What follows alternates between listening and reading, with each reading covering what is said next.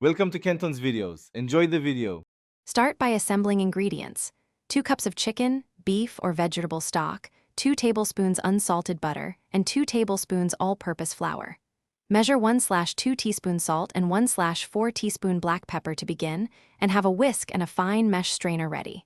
If using pan drippings, reserve about 2 tablespoons of fat and pour off excess. If not, use butter. Keep stock warm in a separate pot so it won't seize the roux when you add it. Melt the 2 tablespoons butter in a saucepan over medium heat and then whisk in 2 tablespoons flour to create a roux. Cook the roux for 2 to 3 minutes, stirring constantly until it smells nutty and turns a light golden color.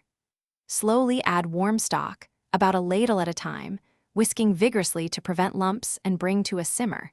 Continue to simmer for about 5 minutes while whisking occasionally to thicken and concentrate the flavor. Then strain if you want a silky texture. Taste the gravy and adjust seasoning.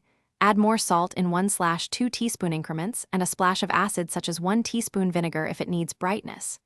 If the gravy is too thin, make a slurry with 1 tablespoon cornstarch and 2 tablespoons cold water. Whisk it into simmering gravy and cook 1 to 2 minutes until thickened. If too thick, stir in warm stock by tablespoons until you reach the desired consistency.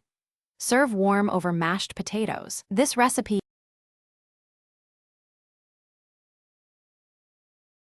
Thanks for watching. Consider subscribing if we helped you.